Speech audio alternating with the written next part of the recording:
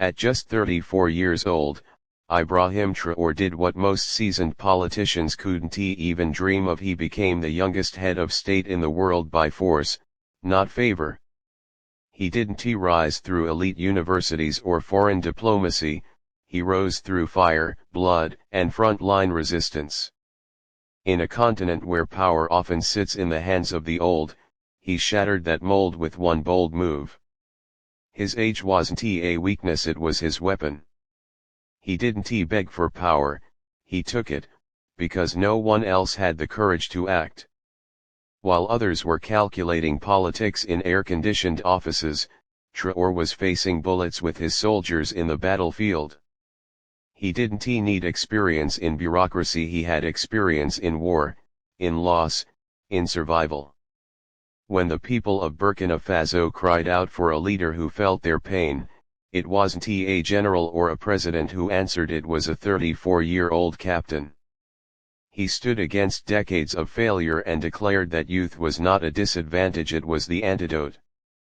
In a system dominated by old men clinging to power, he moved like lightning, fast, decisive, unstoppable. Traore proved that real leadership isn't measured in years, it's measured in impact. He wasn't raised to be a king, he was forged to be a warrior. No suits, no speeches, no games, just action. In a single moment, he turned a military uniform into a symbol of hope. The world couldn't believe it, because they never expected revolution to come in the form of a young African captain.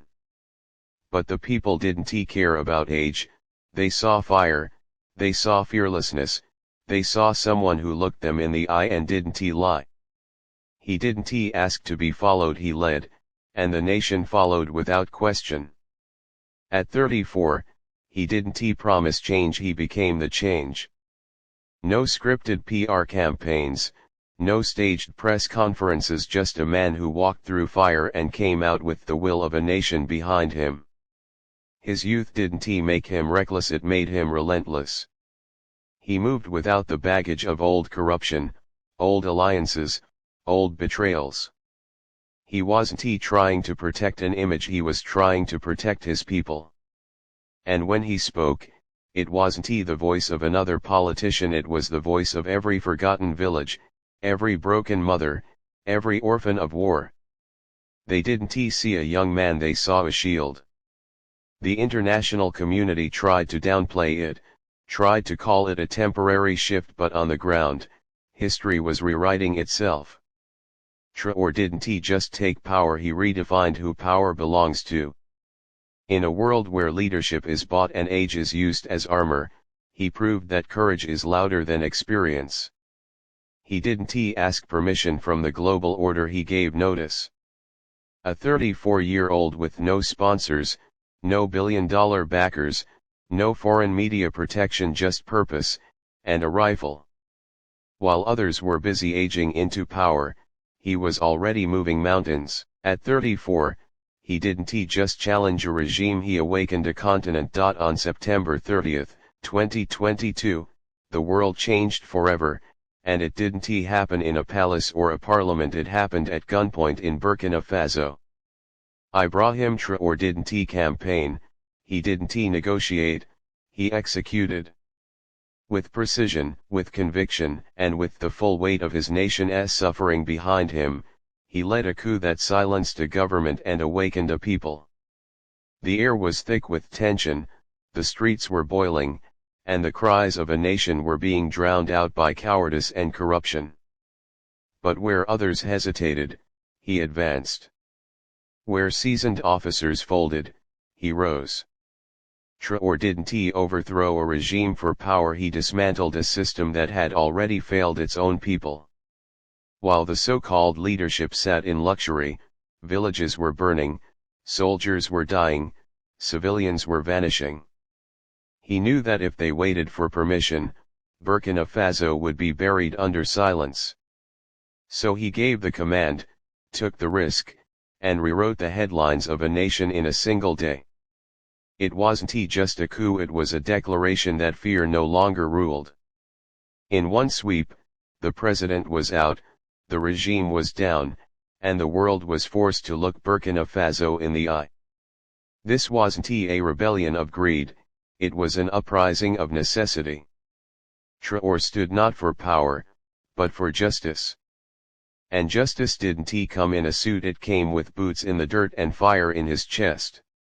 No foreign support, no backroom deals, just a soldier with a mission to save what was left of his homeland. He didn't wait for allies, he made his move alone, and the soldiers followed not because they were ordered, but because they believed.